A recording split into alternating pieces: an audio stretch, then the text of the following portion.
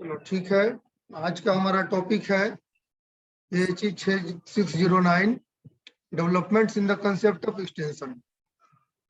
क्या पहले बताओ, तुम्हारा तबीयत ठीक है ना? सर तबीयत तो ठीक है, कल से जो है ना लग रहा है थोड़ा शरीर में पेन टाइप सा। वैक्सीन लिए थे ना कल? जी सर लिए थे। फीवर नहीं आया ना? नहीं, फीवर नहीं आया है सर। अच्छा ठीक है, चलो कोई बात नहीं। तो हमारा टॉपिक है developments in the concept of extension. ठीक है, तो लास्ट क्लास में हम थोड़ा सा बताए थे डेवलपमेंट किस तरह का होना चाहिए। उसमें तुमको बताए थे कि डेवलपमेंट जो है ओवरऑल होना चाहिए, सस्टेनेबल होना चाहिए, वायबल होना चाहिए, है ना। और डेवलपमेंट मतलब हर एक सोसाइटी में हर एक लेवल पे होना चाहिए, है ना। जो हायर स्टेटस मैंने सोशल सिस्टम में जो हायर स्टेटा पर है उनका भी होना चाहिए, जो लोअर स्टेटा पर है उनका भी होना चाहिए। ठीक है, तो वो एक जनरल कंसेप्ट था डेवलपमेंट। अब हम लोग आते हैं जो हमारा इसका अलग अलग कंपोनेंट है। एक है उसका school of thoughts, various schools of thoughts. हमारे पास सिलेबस है ना? यस सर है सर। हाँ, देखना इस यूनिट में 609 में पहला यूनिट में ही है वेरियस स्कूल ऑफ थॉट्स। ठीक है, तो वेरियस स्कूल ऑफ थॉट्स क्या है, साइकोलॉजी क्या है, थोड़ा सा हम लोग इस पर डिस्कस करेंगे। ठीक है, तो ये हमारा एक्सटेंशन बेसिकली एक सोशल साइंस में आता है। और साइकोलॉजी जो है, psychology is one of the most important components of the social science, जिसमें हम लोग ह्यूमन का बिहेवियर को स्टडी करते हैं, है ना। What is psychology? Psychology is the study of human behaviour. ठीक है, तो हाँ चलो, ये दिख रहा है ना? Yes sir.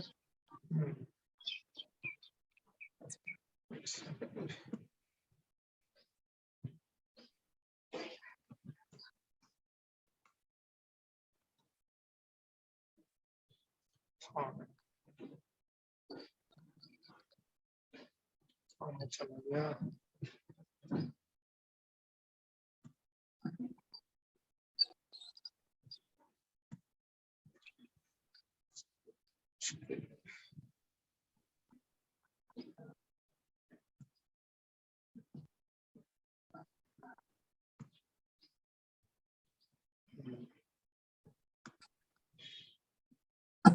ठीक है, वेरियस स्कूल्स ऑफ थॉट्स क्या क्या है उस पर हम लोग डिस्कस करेंगे। तो सबसे पहले जानो साइकोलॉजी क्या है। Psychology is the science that deals with the mental process and behaviour. बताए थे psychology is the study of human behaviour भी कर सकते हैं इसको। तो साइकोलॉजी में क्या होता है, हम लोग ह्यूमन का जो है मेंटल प्रोसेस और उसका बिहेवियर को स्टडी करते हैं। अभी कौन से मेंटल स्टेट में है हमारा जो भी फार्मर है या लाइव स्टॉक ओनर है जिसको हम लोग डील करने जा रहे हैं, है ना, उसका साइकोलॉजी जानना बहुत इम्पोर्टेंट है। क्योंकि उसका साइकोलॉजी से ही ये मतलब पता चलेगा कि वो किस नेचर का है इंसान, वो हमारा टेक्नोलॉजी को अडॉप्ट करेगा कि नहीं करेगा। ठीक है, वो एनिमल हस्बेंड्री के बारे में क्या सोचता है, उसका क्या प्लानिंग है, आगे वो अपना इंटरप्राइज को बढ़ाना चाहता है कि नहीं बढ़ाना चाहता है, उसमें सक्सेस करेगा कि नहीं करेगा, है ना। तो बहुत सारी बात जो है साइकोलॉजी से पता चल जाता है। इसलिए हम लोग एक्सटेंशन पर्सनल को ये जानना बहुत जरूरी है कि सामने वाला व्यक्ति का साइकोलॉजी क्या है। ठीक है, उसका मेंटल प्रोसेस क्या है, उसका बिहेवियर क्या है, मेंटल बिहेवियर। ठीक है, बिहेवियर का मीनिंग जानते ही हो, जो साधारण बिहेवियर जो हम लोग समझते हैं वो नहीं। Behaviour means behaviour constitutes of knowledge, attitude and skill, है ना। तो नॉलेज, एटीट्यूड और स्किल किसी इंडिविजुअल का कैसा है उसको बिहेवियर कहते हैं। ठीक है, the science of human and animal behaviour. Human behaviour के साइंस को साइकोलॉजी कहा जाता है और एनिमल बिहेवियर के साइंस को इथोलॉजी कहा जाता है। ठीक है, हाँ इथोलॉजी। तो हम लोग वेटनरियन के लिए दोनों पढ़ना जरूरी है। ठीक है, तो एक्सटेंशन पर्सनल चूंकि हम लोग हैं तो हम लोग के लिए ह्यूमन बिहेवियर का जानना जरूरी है, और चूंकि वेटनरियन भी हम लोग हैं, इसलिए इथोलॉजी भी जानना जरूरी है कि एनिमल का बिहेवियर क्या होता है ना। ये एनिमल का भी बिहेवियर अलग अलग होता है, तो डिजीज कंडीशन में है कि वो हेल्दी है कि किसी और तरह का उसका मतलब मेंटल स्टेटस क्या है, वो जानना हम लोग के लिए जरूरी होता है ट्रीटमेंट पॉइंट ऑफ व्यू से। ठीक है, तो being a person of extension, we should be knowledgeable of both the sciences, science of human behaviour as well as science of animal behaviour. ठीक है, चलिए, तो बता चुके हैं कि आखिर क्यों जानना जरूरी है ह्यूमन बिहेवियर के बारे में जानकारी लेना। ठीक है, साइकोलॉजी का देखो अलग अलग सब फील्ड्स भी हैं। एक होता है बायो साइकोलॉजी, ठीक है, जिसमें कि हम लोग बायोलॉजिकल रीजंस को फाइंड आउट करते हैं, कोई किस तरह का अगर मेंटल बिहेवियर किसी का किसी तरह का है तो वो ऐसा क्यों है, तो उसको हम लोग बायोलॉजिकल पॉइंट ऑफ व्यू से जो है हम लोग स्टडी करते हैं। ठीक है, जैसे हम लोग देखेंगे कि कोई हिली एरिया के लोग हैं, ठीक है, ट्राइबल पीपुल्स है, तो उनका साइकोलॉजी कुछ अलग किस्म का होगा। रूरल पीपुल है, उसका साइकोलॉजी कुछ अलग होगा। अर्बन पीपुल का अलग होगा, सेमी अर्बन का अलग साइकोलॉजी होगा। ठीक है, तो ये जो बायोलॉजिकल डिफरेंस जो है, बायोलॉजिकल डिफरेंस की वजह से जो साइकोलॉजी में डिफरेंस आ रहा है, इस बायोलॉजिकल डिफरेंस हुआ ना, कहीं प्लेन एरिया है, कहीं हिली एरिया है, कहीं ट्राइबल है, कहीं मतलब समुद्री इलाका है, समुद्री इलाका के आसपास में जो लोग रह रहे हैं उनके साइकोलॉजी बिल्कुल अलग होगा। तो ये जो बायोलॉजिकल डिफरेंस की वजह से साइकोलॉजी जो डिफरेंस हो रहा है, उसको हम लोग जो स्टडी करते हैं उसको कहते हैं बायो साइकोलॉजी। ठीक है, दूसरा एक साइकोलॉजी होता है क्लिनिकल साइकोलॉजी, जिसमें हम लोग बीमारी से रिलेटेड जो है स्टडी करते हैं। किसी किसी ह्यूमन में देखते हो ना साइकोलॉजिकल प्रॉब्लम होता है, ठीक है, मेंटल प्रॉब्लम होता है, साइकोलॉजिकल प्रॉब्लम होता है, तो वो क्लिनिकल पॉइंट ऑफ व्यू से हम लोग स्टडी करते हैं।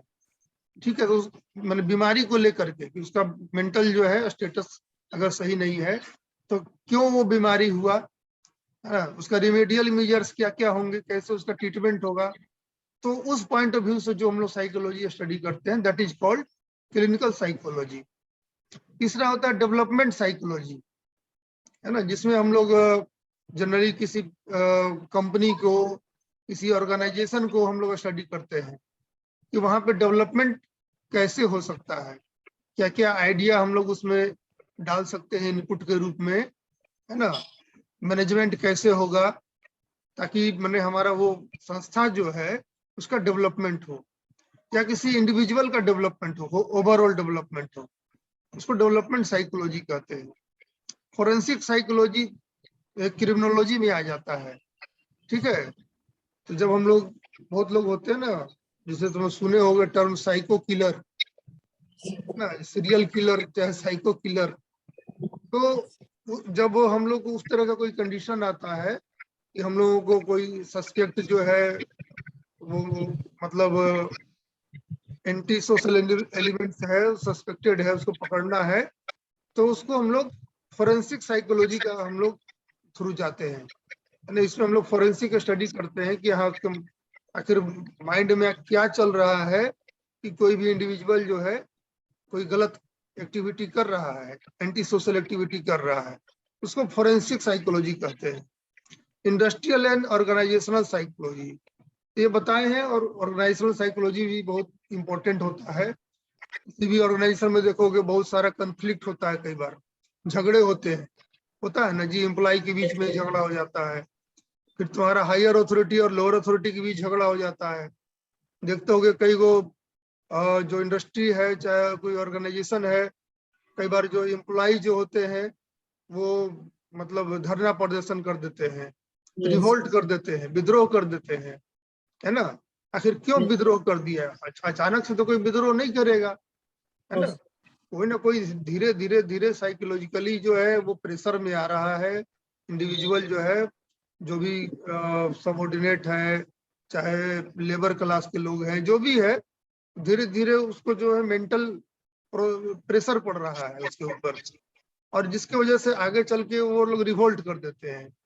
कई बार जो है आपस में कन्फ्लिक्ट हो जाता है, यहाँ तक कि मारामारी भी हो जाता है, ठीक है, और फिर ऑर्गेनाइजेशन का जो है डेवलपमेंट रुक जाता है। तो उसके लिए जो है ऑर्गेनाइजेशनल साइकोलॉजी करके अलग से एक सब्जेक्ट है, जिसमें कि पढ़ा जाता है कि किसी ऑर्गेनाइजेशन में सबऑर्डिनेट जो है क्या सोचता है, कैसे सोचता है।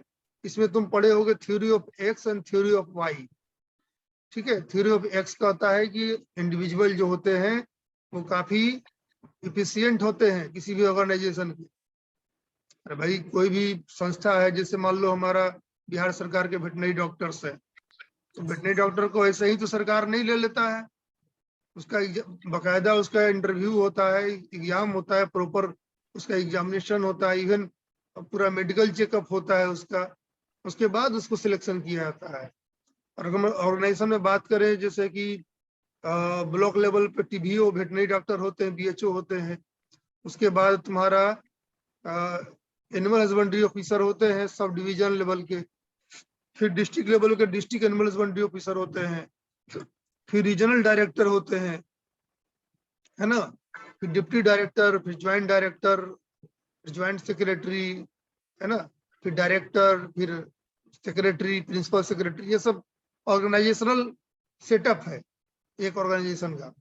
अब उसमें कोई भी इंडिविजुअल है, मान लो कोई ज्वाइंट सेक्रेटरी ही है, तो वो एलिजिबल है तभी तो उसको ज्वाइंट सेक्रेटरी बनाया गया है ऑर्गेनाइजेशन में, या रीजनल डायरेक्टर ही किसी को बनाया गया है तो उसके क्वालिफिकेशन के आधार पर बनाया गया है।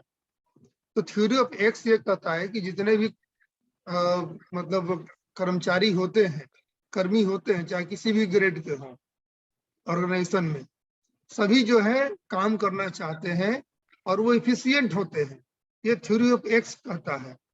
थ्योरी ऑफ वाई जो है वो कहता है कि जो भी कर्मचारी होते हैं किसी संस्थान में, वो काम नहीं करना चाहते हैं, ठीक है, उसका पूरा प्रयास होता है कि हम काम से जो है देह चुराएं, है ना, काम से स्किप करें हम, वो थ्योरी ऑफ वाई कहता है, ठीक है। तो अब डिपेंड करता है कि ऑर्गेनाइजेशन का जो हेड है वो किस थ्योरी से वो अपने एम्प्लॉय को देखता है, थ्योरी ऑफ एक्स से देखता है कि थ्योरी ऑफ वाई से देखता है। चलो, इसके बाद है पर्सनालिटी साइकोलॉजी, किसी इंडिविजुअल का जो पर्सनालिटी होता है, ठीक है, वो भी मेंटल स्टेटस से ही रिलेटेड होता है। पर्सनालिटी जो है, जो एटीट्यूड होता है इंडिविजुअल का, पॉजिटिव एटीट्यूड है, नेगेटिव एटीट्यूड है, वो सब मिलके पर्सनालिटी बना होता है किसी भी इंडिविजुअल का। सोशल साइकोलॉजी, हमारे सोसाइटी में बहुत तरह के इंडिविजुअल होते हैं, तो कोई इंडिविजुअल पॉजिटिव है, कोई इंडिविजुअल नेगेटिव है, कोई इनोवेटिव है, कोई लेगार्ड है, आखिर क्यों है वैसा, इसका स्टडी हम लोग सोशल साइकोलॉजी में करते हैं। कंज्यूमर साइकोलॉजी भी एक सब्जेक्ट आ गया है, ये हम लोग जनरली मार्केटिंग में इसको हम लोग पढ़ते हैं, है ना, कि आखिर कंज्यूमर क्या चाहता है, किस तरह का प्रोडक्ट वो चाहता है ना, उसका इंटरेस्ट क्या है, वो किस तरह का प्रोडक्ट्स में इंटरेस्टेड है, उसके हिसाब से मार्केटिंग हम लोग करते हैं, तो ज्यादा प्रोडक्ट बिकेगा। क्यों?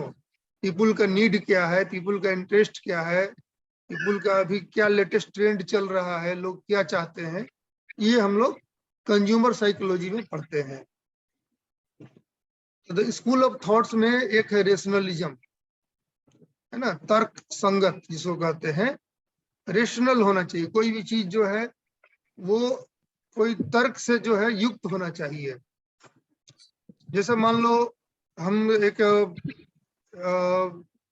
टेक्नोलॉजी फार्मर्स के फील्ड पे लेके जा रहे हैं, बाईपास फैट है, बाईपास प्रोटीन है, तो उसका एक तर्क है कि नहीं है, हम आखिर पीपल को बताएंगे, समझाएंगे कि आप ये टेक्नोलॉजी को अडॉप्ट करो, तो किस आधार पर समझाएंगे, there should be some solid ground, है ना, सॉलिड ग्राउंड होना चाहिए, तब जाकर के वो हमारी बात को मानेगा। जैसे हम लोग कहेंगे बाईपास फैट या बाईपास प्रोटीन जो है वो क्या होता है, रूमेन में जो हमारा माइक्रो ऑर्गेनिज्म है उससे डिग्रेड नहीं होता, टूटता नहीं है, वो सीधा इंटेस्टाइन में चला जाता है, जहाँ पे जाके ऑब्जर्व होता है और वो बॉडी को मिलता है, बॉडी को जो है प्रोटीन और फैट जो है ज्यादा मात्रा में मिलता है। तो ये एक तर्क देंगे हम लोग कि वो रूमेन प्रोटेक्टेड होता है, रूमेन में जो माइक्रो ऑर्गेनिज्म है उसको वो तोड़ नहीं पाता है, वो हम लोग इनकैप्सुलेटेड करके भेजते हैं, देते हैं। ठीक है, ये रेशनलिज्म हुआ, एक तर्क हुआ। किसी भी चीज का तर्क दोगे ना, तभी कोई, तभी तुम्हारा फार्मर है या जो भी टारगेट ऑडियंस है उसको वो बिलीव करेगा। एक होता है इम्पेरिसिज्म, इम्पेरिकल होना चाहिए, वो उस फील्ड में यूज करने लायक होना चाहिए, है ना। जैसे मान लो बहुत ही गरीब कोई व्यक्ति है, कम्युनिटी है, वहां जाके हम लोग उसको कहें कि भाई आप लोग क्रॉस ब्रीड एनिमल पालिए, तो ये तर्क संगत नहीं है, वो नहीं कर पाएगा, क्योंकि उसके पास न तो उतना फाइनेंशियल बैकअप है और न ही उसके पास पास्ट एक्सपीरियंस है लार्ज एनिमल पालने का। ठीक है, तो वो नहीं कर पाएगा। या हम बहुत ही जो लोग पिछड़े हुए लोग हैं उसको हम कहें कि आप लोग क्या बोलते हैं, इंटीग्रेटेड फार्मिंग कीजिए, और भाई वो पहले सिंगल फार्मिंग तो कर नहीं पा रहा है ना, एक एनिमल का फार्मिंग तो कर नहीं पा रहा है। अगर हम उसको कहें कि आप इंटीग्रेटेड फार्मिंग कीजिए जिसमें मोर देन वन फार्मिंग जो है किया जाता है, तो ये इम्पिरिकल नहीं होगा, है ना, ये मतलब करने योग्य नहीं होगा। उसको हम लोग, हाँ उसे गरीब आदमी है तो उसको हम लोग भले ये कर सकते हैं कि आप गोट फार्मिंग कीजिए, आप सीप फार्मिंग कीजिए, आप बैकयार्ड पोल्ट्री कीजिए, है ना। तो इस तरह का हम लोग उसको आइडिया दे जो कि तर्क संगत यथार्थ में होने लायक हो, जो वो कर सकता है। फिर एक स्ट्रक्चरलिज्म होता है स्किल ऑफ थॉट्स में, यानी वेरियस स्ट्रक्चर जो है हमारा सोसाइटी में बना हुआ है, जिसको स्टेटा कहते हैं, वो पढ़े होगे तुम, रूरल सोशियोलॉजी में हम पढ़ाए थे, है ना, कि हमारा सोसाइटी जो है अलग अलग स्टेटा में डिवाइडेड है। ठीक है, जो कि एक तो कास्ट बेस्ड होता है, दूसरा जो है हमारा क्लास बेस्ड होता है। ठीक है, तो सोशल स्ट्रक्चर कैसा है, उस सोशल स्ट्रक्चर के हिसाब से हम लोग कोई भी प्लान को इम्पोज करेंगे या कोई भी टेक्नोलॉजी को ट्रांसफर करने का प्रयास करेंगे। फंक्शनलिज्म, देखो सोसाइटी जब सोशियोलॉजी पढ़े होगे तो उसमें दो चीज पढ़े होंगे, structure and function of society. ठीक है, structural component and functional component. ठीक है, तो फंक्शनल कंपोनेंट में आता है ऑर्गेनाइजेशन, नॉर्म्स, जो रूल्स रेगुलेशंस होते हैं, सोशल सिस्टम, ये सब आ जाता है।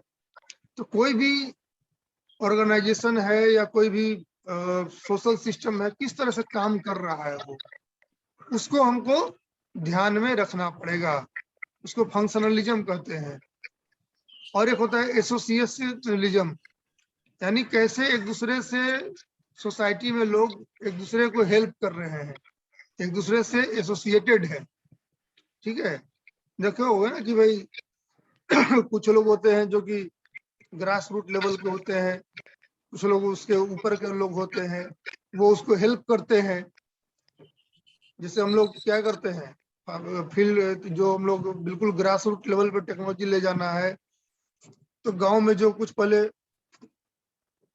एक्टिव लोग होते हैं, जिसको हम लोग लोकल लीडर कह सकते हैं, हम लोग पहले उसको पकड़ते हैं, है ना। हम लोग एक्सटेंशन फंक्शनरीज जो होते हैं वो क्या करता है, सबसे पहले जो गांव के जो एक्टिव लोग हैं, जो मतलब एनिमल हस्बेंड्री में खुद आगे चल के कुछ काम कर रहा है पहले से, मतलब वो जागरूक है ना, वैसे लोगों को हम लोग पकड़ते हैं, और उसके थ्रू जो है बाकी के जो फार्मर है उसको हम लोग टेक्नोलॉजी पहुंचाते हैं। उसको हम लोग एसोसिएशनलिज्म कहते हैं। ठीक है, उसके बाद बिहेवियरिज्म, बिहेवियर क्या है लोगों का। उसके बाद आता है तुम्हारा जेस्टाल्ट साइकोलॉजी, इसके बारे में भी डिस्कस करेंगे हम। हाँ, ये कॉल आ गया था। थोड़ा डिस्टर्ब हो गया। आवाज आ रहा है ना? सर आ रही हाँ, चलो। तो रेशनलिज्म बता चुके हैं, तर्क संगत होना चाहिए। हमारा माइंड जो ह्यूमन माइंड होता है तब तक किसी बात को एक्सेप्ट नहीं करता है जब तक वो अपना जो दिमाग है वो उसको एक्सेप्ट नहीं कर लेता है। ठीक है, perceive the human mind as an active entity that contained innate abilities to understand abstract concepts without having had the experience of those concepts. हम लोग कोई भी नया कंसेप्ट को क्या करते हैं, पहले अपने पास्ट एक्सपीरियंस से हम लोग कंपेरिजन करते हैं। ठीक है, हम ही लोग को, जैसे कि हम लोग क्या है, साइंटिस्ट हैं, असिस्टेंट प्रोफेसर हैं, अगर कोई हमको बताने का कोशिश करेगा कि आप फलाना फलाना भी कोर्स कर लीजिए, या मान लो तुम ही को है बताएंगे कि तुम जो है एग्रीकल्चर मार्केटिंग का कोर्स कर लो या तुम्हारा मैनेजमेंट का कोई कोर्स कर लो, ठीक है, तो तुम क्या करोगे, तुम्हारा जो भी पास्ट एक्सपीरियंस है उससे तुम पहले उसको कोरिलेट करोगे कि जो हमको कोई कह रहा है क्या वो उस हिसाब से सही है कि नहीं है। ठीक है, ये हर एक लोगों का होता है। जैसे हम लोग ये टीचर हैं, हम लोग को भी मान लो कोई कहता है कि आप ये कोर्स कर लीजिए, वो कोर्स कर लीजिए, तो आपका जो है प्रमोशन जल्दी होगा, ये होगा। तो हम लोग भी पहले सोचेंगे अपने पास्ट एक्सपीरियंस से ये कोर्स हमारे लिए इम्पोर्टेंट है कि नहीं है, इससे हमको कोई फायदा होगा कि नहीं होगा। तो उसी तरह से जो है हमारे फार्मर्स भी जो है, लाइव स्टॉक ओनर्स भी है, वो रेशनलिज्म पॉइंट ऑफ व्यू से ही कोई भी चीज को देखता है। यानी तर्क संगत कोई चीज है, उसके एक्सपीरियंस से तर्क संगत है कि नहीं है, उसी से होता है। ठीक है, ये theory that reason is in itself a source of knowledge superior to and independent of sense of perceptions. ठीक है, जो नॉलेज सुपेरियर होगा, पहले से जो है, पहले से भी नॉलेज है हमारे फार्मर्स को, उससे सुपेरियर नॉलेज हम लोग अगर कोई देते हैं तो उसको एक्सेप्ट ज्यादा करेगा वो। ठीक है, अब एम्पिरिसिज्म में आ जाते हैं। Empirical, a theory of knowledge that asserts that knowledge comes only on a primarily from sensory experience. Sensory experience means body का जो सेंस ऑर्गन्स है उसके एक्सपीरियंस से जो है कोई चीज नॉलेज आता है, वो सेंसरी एक्सपीरियंस कहलाता है। इंपिरिकल होना चाहिए, यानी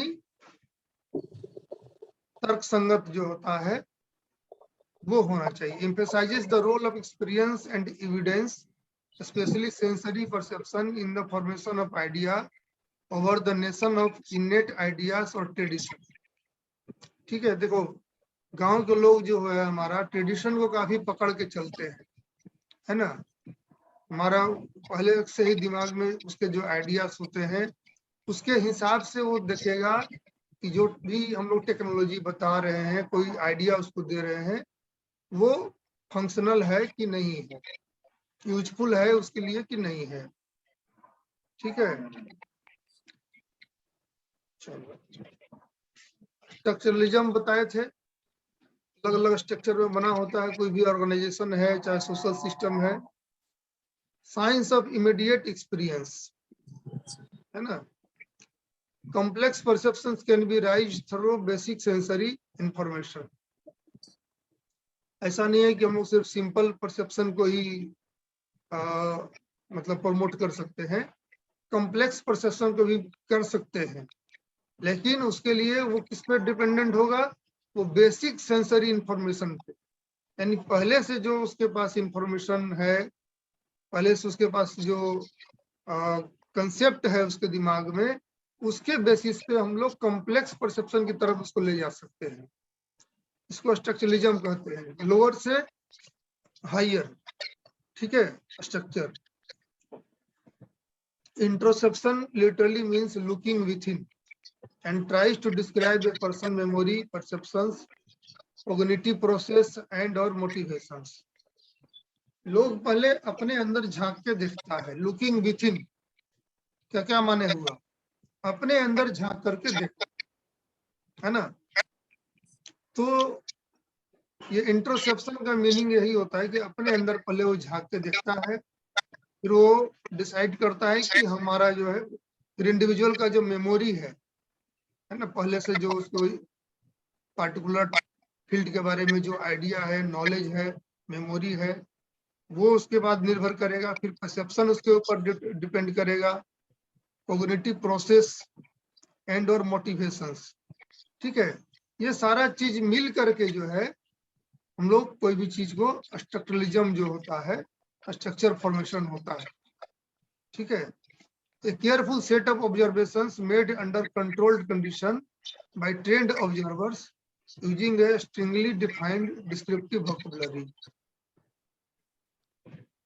Functionalism means जो काम हमारा कैसे ऑर्गेनाइजेशन में होता है, ऑर्गेनाइजेशन में चाहे हमारा सोशल सिस्टम में। Science of the study of mental experience और consciousness to be studied by trained introspections.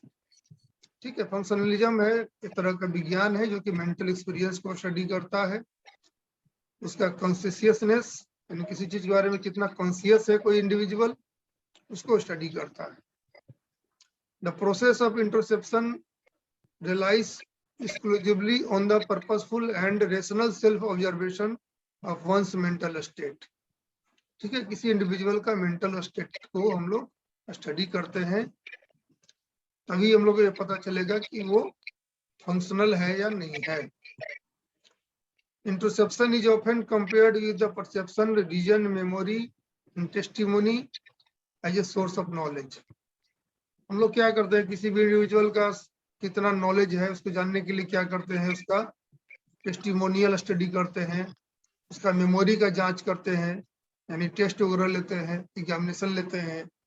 ठीक है, तो फंक्शनलिज्म के लिए ये सारी चीजें जो है आवश्यक है। ठीक है, तो आज के क्लास के लिए इतना ही। हम लोग फिर नेक्स्ट क्लास में जो है डिस्कस करेंगे।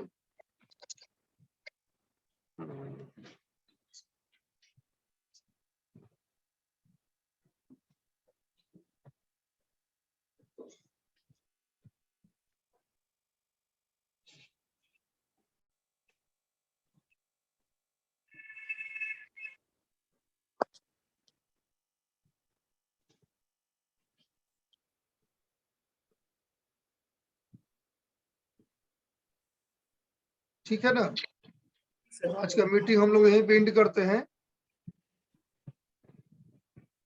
असरो 3 बजे से फिर क्लास है तुम्हारा।